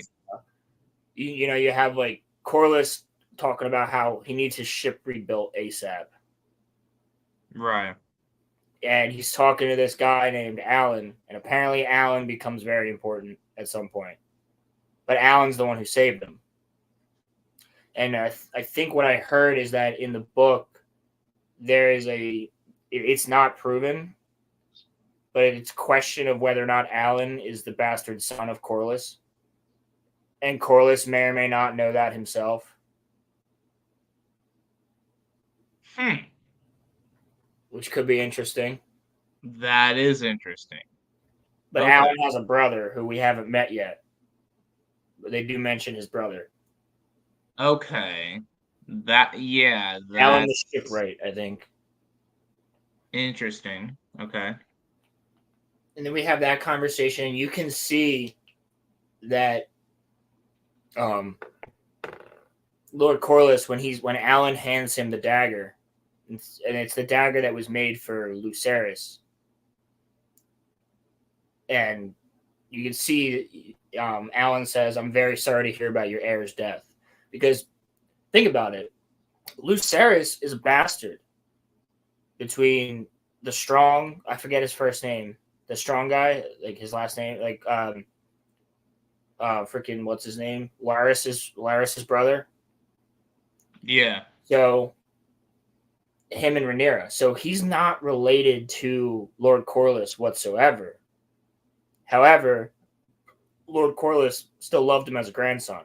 He still named him heir. Driftmark. To Driftmark. That's where they're at. Driftmark. Yeah. So now he carries the dagger that he made for his grandson.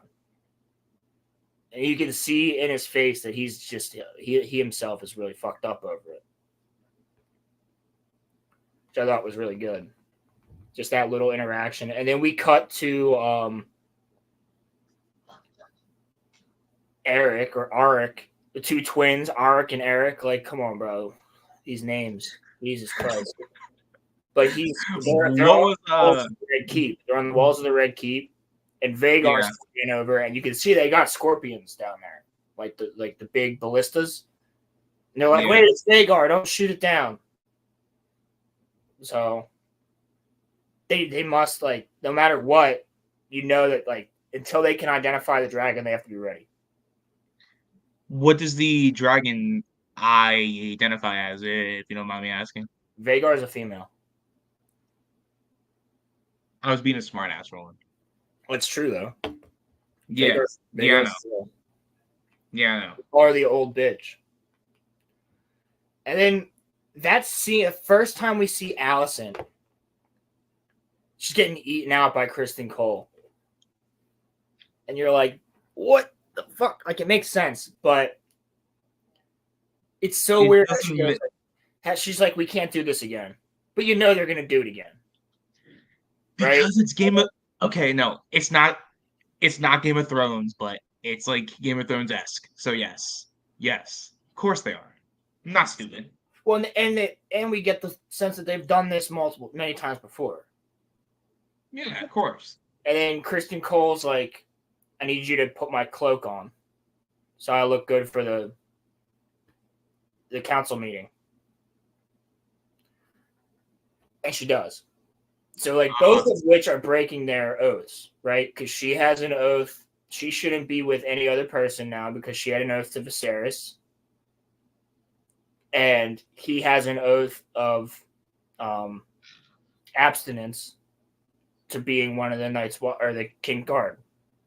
This is where I go back and forth with her because part of me likes Allison as a character, but then there's parts of me that's like, bro, I hate her so much. Like, so then we have that one scene where Aegon is actually being a good dad. Yeah.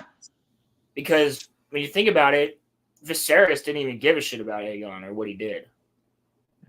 So you can see that when he walks into his sister and his wife at the same time, like his sister wife, Helena, you see that Helena has, like, she's sewing and she's like, I'm scared. And he goes, of what? We have dragons. Like, no one can attack us here. Because he comes in and he's like, where's my son? Like, Helena, please tell me where my son is. I want him to attend the small council with me. She's like, he's in the library doing his studies. He's like, all right, well, I'm gonna go get him. And then Helena says, I'm scared. And he's like, why are you scared? It's nothing to be afraid of. And she goes, of the rats. And then he's like, everybody in the room kind of looks at each other. Like, yeah, she's weird. And then nope. Yeah, and then she's like, or Aegon's like, the queen is an enduring mystery, isn't she? You know, Aegon leaves. He grabs his son, brings his son to the small council, And you can tell he's just happy that his son's there, as his son's just being a little kid. And it was funny how he keeps fucking with Lannister. Yeah. Not Jason Lannister, it's the other one. I Tyland Lannister. forgot what his Yeah. I forgot what his name was. Yeah. And it's just funny they keep fucking with the little ball. He's like, that's my ball. Like he's like, I need it. And Aegon like gets kind of, I thought he was gonna go a little bit like Joffrey level there for a second. When he's like, maybe you can give him a pony ride around the room. Like, would you like that, Jaceres, if he's a pony? And Tylen's like, fuck, I'm really gonna have to do this shit. And I think it's Allison that's like, yeah, we have more important shit to talk about. And Otto's there too. Otto's great. And then Aemond walks in. And you get this scene where everybody's deliberating on what to do about the dragons. And Aegon's kind of actually doing his best there to be a king in a way and make the right decision. Yeah. He's listening to Otto. He's listening to... He's trying. Yeah, he's listening to the members of the room, and then Aemond comes in and explains everything that just kind of went down. Says how... And they're like, Aemond, you're not even supposed to be here. And Aegon's like, he's my brother and my closest blood. He will be here. And then we get a scene when they're coming out with Lara Strong. And you can see how Lara Strong is playing both sides. Right now, he's trying to get the king in his pocket. Right? He walks the king out onto that balcony and is explaining how, like, your family's kind of stupid, bro. You're the king. Like, make your own decisions. But then he also talks to Alicent a little bit after that. And he's like, yeah, all the lords and all the dissenters have been taken care of. She's like, what do you mean? Like, I don't want anybody dead. And he's like, well, they're dead. They've been taken care of. And I've personally picked your handmaidens and your servants myself. Isn't that what you wanted? Type of thing. So then they have their little conversation. And then we go to that scene where Alicent is in the bath. And then she gets a little bit like annoyed. She's like, everybody leave me alone. Mm-hmm. And she starts like scrubbing her arm. And this to me is like a mirror image of when she used to pick her nails all the time. Because she just starts scrubbing the same spot like crazy. I didn't think of it in that way. Yeah. I didn't think of it in that way. So now that you say that, yeah. She's still sneaky. Right? Huh. Yeah. And then we get the shot of like Rhaenyra and Syrax up on the mountain looking down at the beach. We see these guys like pulling out parts of a dragon from the beach. She flies in, jumps off, runs over to it, finds her son's cloak and in the dragon's wing.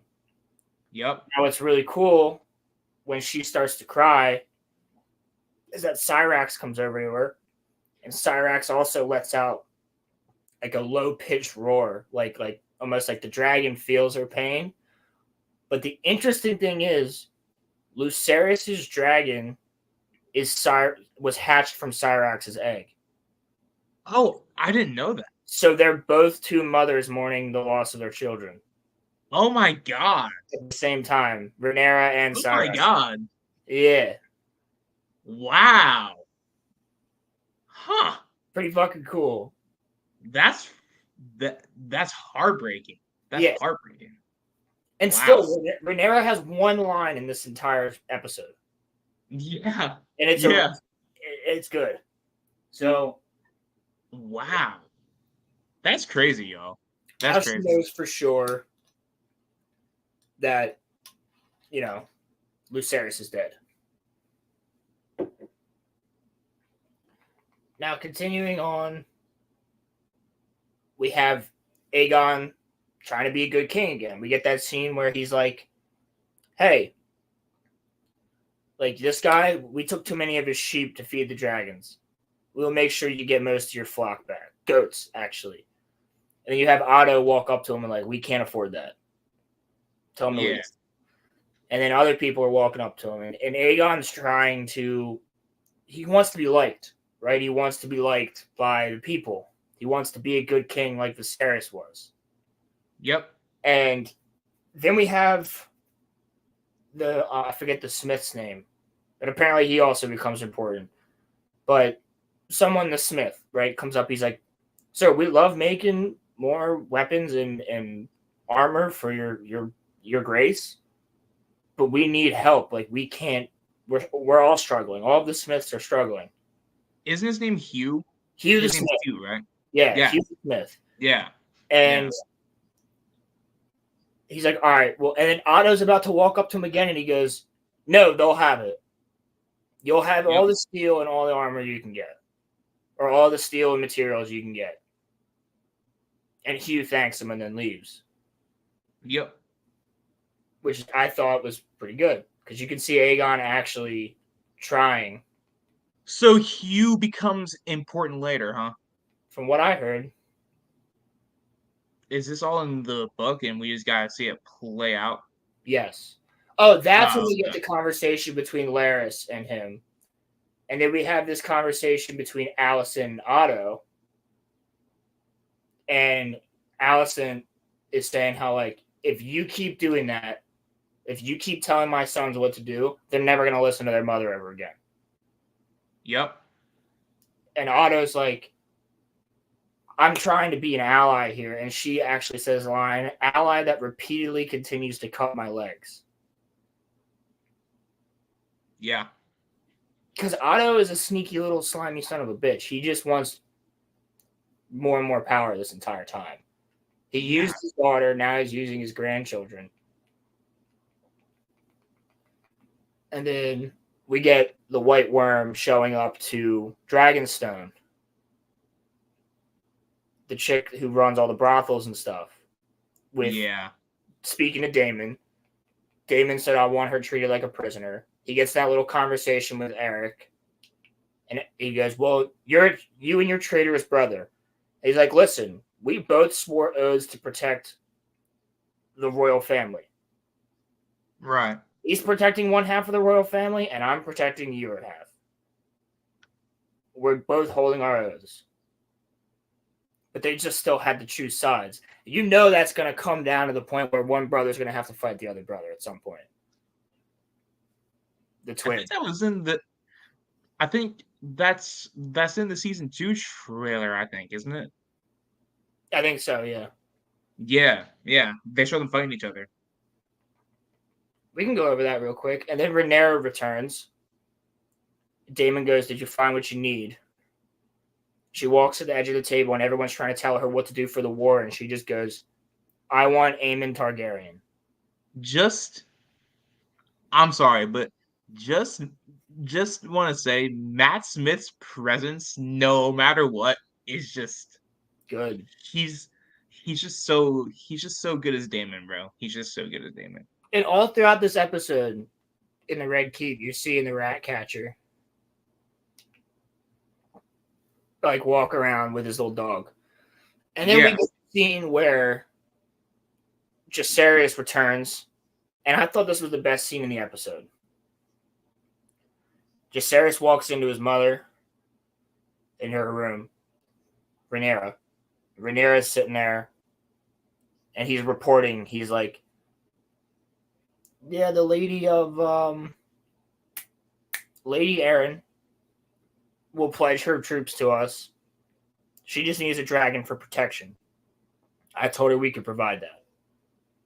The Starks will send, 500 men? Something like that. I think that was 500 old men. But apparently these old men are freaking Viking level, badass. Just warriors. Full on just warriors. And he starts to break down, you hear his voice crack, and he starts start crying. Because he's trying to be a good... He would be such a good heir, too, Jacaerys. But the problem is Jacaerys is a bastard. Yeah. Yeah. Technically is Rhaenyra's heir. But he wants to Damn. be a good person too. And then you just have Rhaenyra get up and they don't even have to say anything.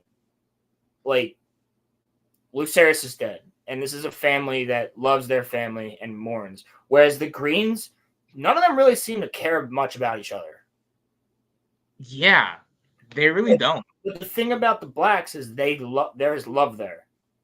That's a family mourning the loss of a child and a brother and a grandson. Like, they all love one another.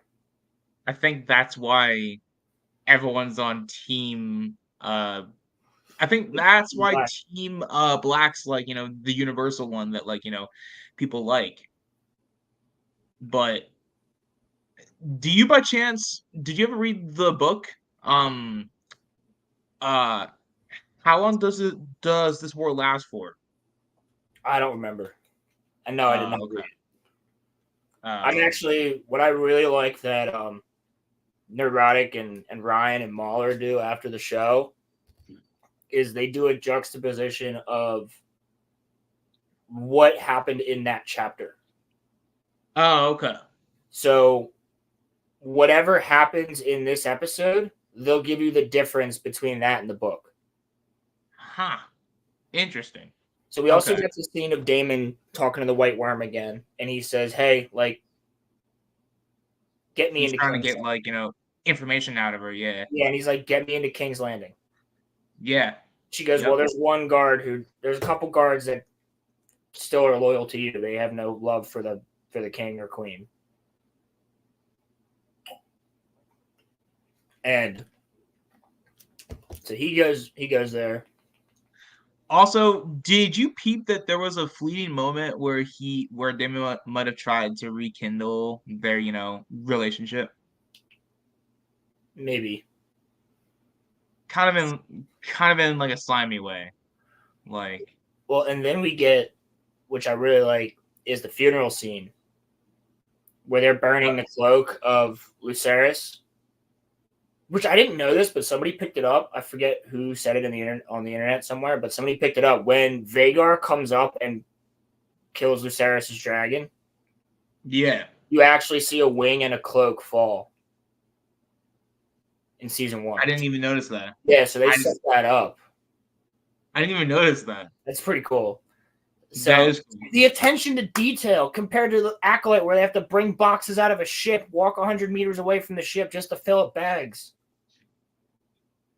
Like, so stupid. But this is when Alicent lights the candles. And then we cut back to King's Landing, where we have Daemon like showing up. And he walks up to the guard. The guard's like, "Lord Daemon, I'm still loyal to you." He's like, "All right, here's some coin. Find me that rat catcher." So they find the rat catcher. And the rat catcher's like, "Yeah, I know these wolves. I know everything about this better than I own my own cock." He's like, "All right, well, you're going to get us in. Yep. You will do nothing else. A son for a son. You will do nothing else but kill Aemon Targaryen. Nothing else."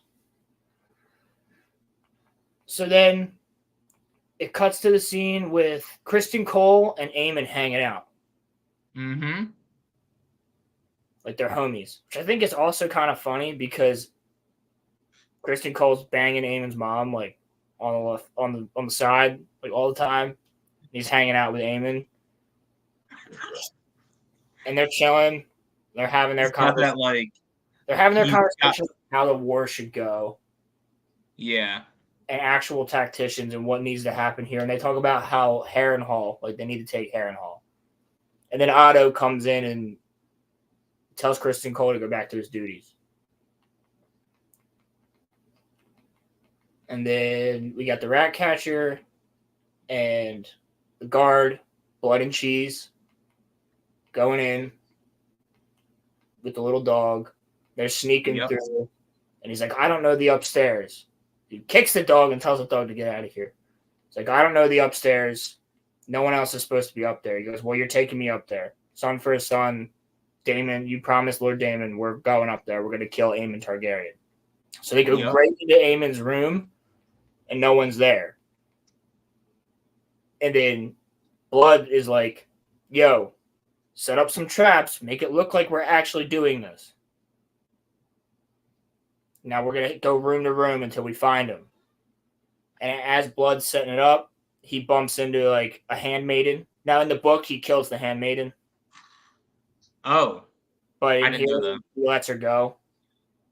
And he sets up he goes for the rats. He sets up some more traps. Right. And then he hears like a struggle from down the hallway. So he runs in. And Cheese has Helena by the throat with a knife. The queen.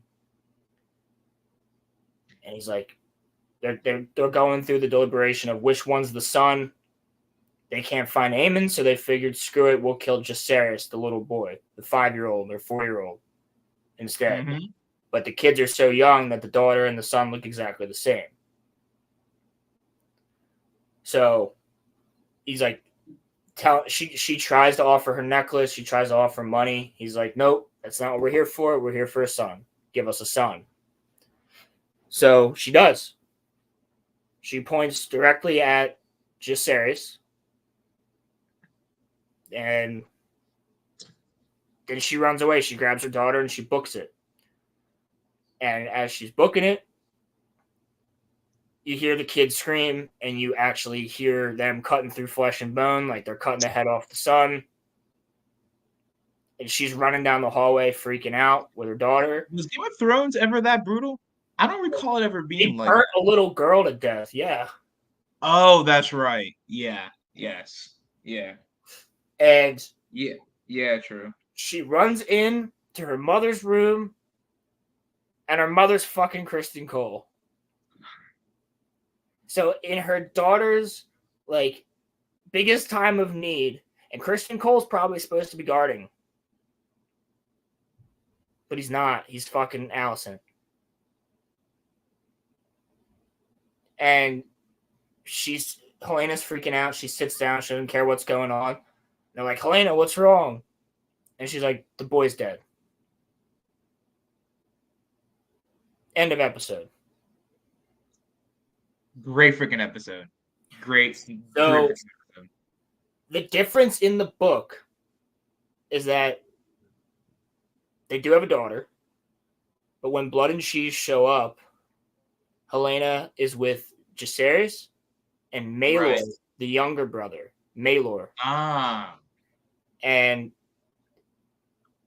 they say, son for son, choose one. Choose between one of your sons. And both sons are awake. Okay. And she chooses the younger one, Maelor. Hmm. So what they do is they kill the older one. And they go, you hear that, boy? Your mommy wants you dead. And then they leave. So Maelor is left with the rest of his life knowing that his mother chose him to be killed. And Helena starts to go even more insane. So they Yo. actually kill the older one in front of the younger one and Helena after she chose the younger one to be killed. Wow. Which I think would have been a better scene. Honestly, yeah. Yeah, Like, actually it would have been. They changed it up, but I think that would have been a better scene because of the.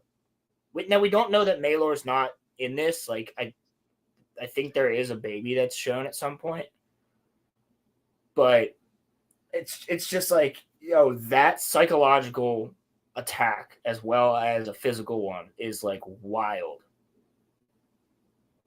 to me.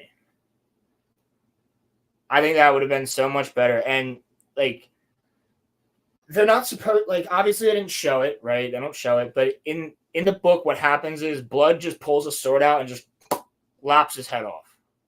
Yeah. Now, you don't even have to show that. You could just have a little bit of blood splatter on Helena's face.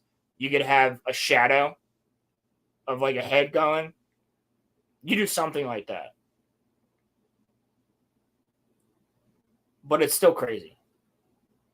is absolutely like it's a wild scene, it's a shocking scene, but I think the way it was done in the book is even more shocking because then you have the aftermath of it. It's not just like a son got murdered. It's a son got murdered. The mother had to choose between two sons. The one she chose didn't get killed, and the one that she didn't choose did get killed. Like, so she starts going crazier than she is, and Maelor has the rest of his life knowing that his mother chose him to be dead. In fairness, I haven't seen Acolyte, but instantly this blows it right out of the water. Mm-hmm. There's not even any sort of a competition. Episode 2 tonight, baby, 9:00. Oh, I'll watch it while I'm counting the lettuce heads. Yeah. Counting the lettuce heads. Can't wait to count out your coins. But yeah, I mean, what did y'all think of this episode? Yeah, if I you're seeing thought this, it was a great way to start the season. if you're seeing this post show, comment below. But I just want to. You want to show something real fast? Yeah, where is it at? Yeah, here we go. I just figured we should show this just for fun. Let me pull it up.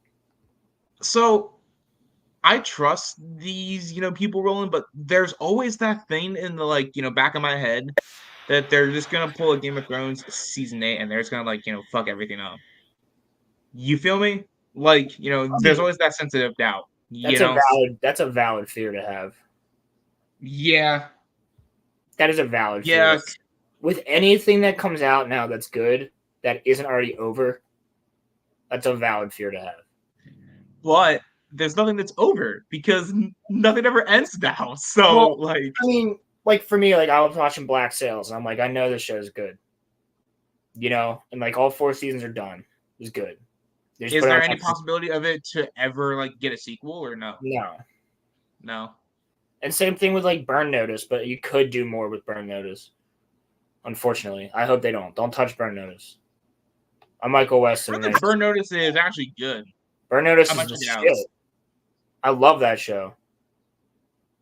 Show's awesome. Let's do this just for fun. Oh. Just when did we watch this? No, not this.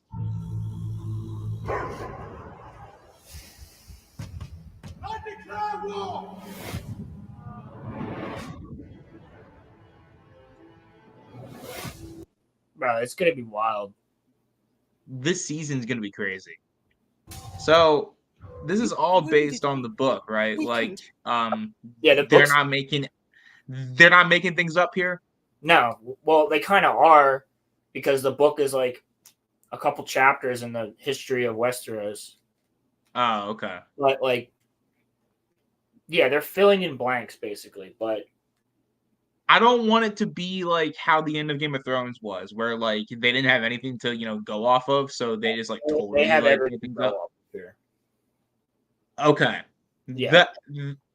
That's all that I'm worried about. As long as there's some sort of a source, I think we should be okay.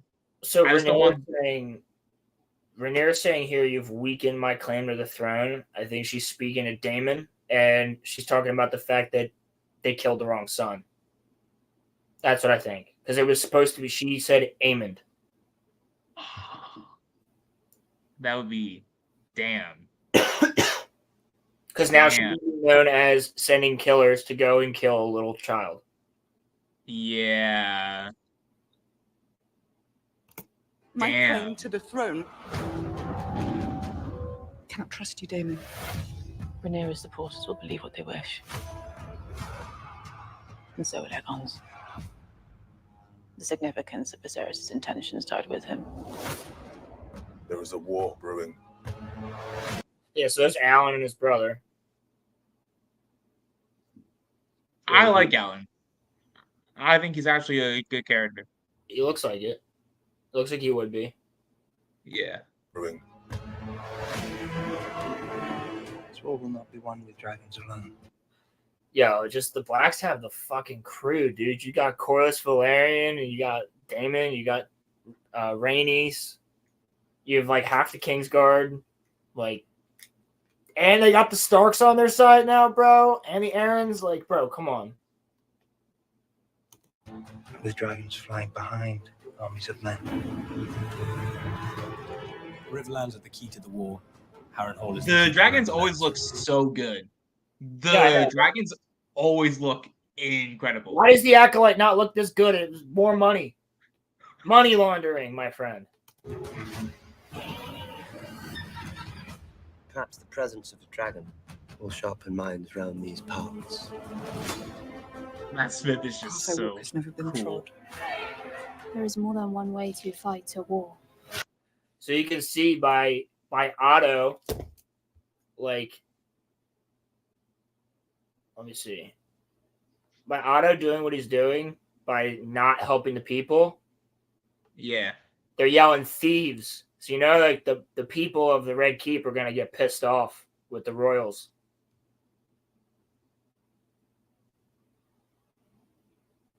I don't know. Is that Hugh? Is that Hugh or is that just a random guy? That looks like Hugh. Looks like it might be. That looks like Hugh. Looks like it might be. There is more than one way to fight a war. I will not be. A red woman. Oh. So one of the witches is in the Red Keep. I will not be seen as weak. You're already seen as weak, Aegon. Beware how you speak to your king. We must seize the hour and act before our enemy does. Is there naught to be done but to claw for power? Yeah, fucking Corlys is a G. Yeah, facts. What we must do is terrible. Will you preside over it? We must break the will of our enemy. There will be no mercy! Yeah, that was him. That was Hugh. Yeah, it was Hugh. Let me go back a little bit. Right there, he just punched somebody in the face.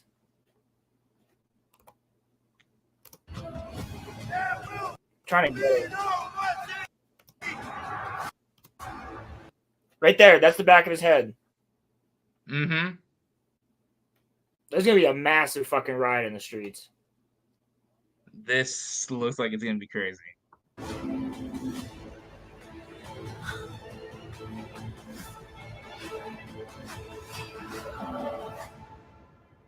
We have given the war to the dragon. I think that was Eric fighting somebody too.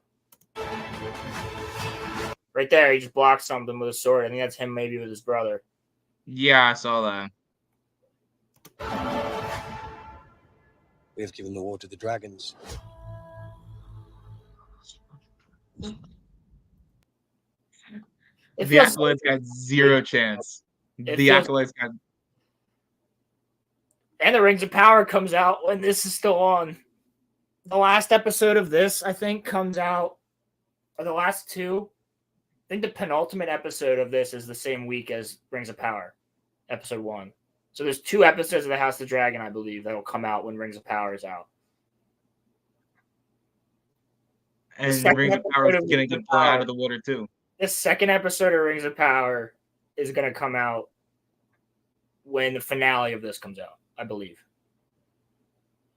And then don't they start filming season 3 later this year? Of House of the Dragon? Yeah. Probably. Yeah. I saw Caleb mention it on The Wit, and he was talking to Sundowners about how they're already going back to filming soon. Yeah. Awesome. Yeah. Yeah. Actually, I think on that note, that's a perfect place to wrap it because I gotta get ready for work, and I know that Roland's tired. That was fun. was a good little Sunday, John. We'll be back this week. Yes, sir. We will be back. You working on Wednesday, or are we good? Yes, unfortunately. What about Thursday? No. We will be back on Thursday. There we go. Boys. There we go. And I'll be able to talk about the Acolyte episode 5. And House of the Dragon, episode 2. Yeah. Yeah. Boys, until next time, we will be back. We will see you all later. Enjoy the rest of your Sunday, everybody. Yes, sir. And also, Ronnie, fuck you.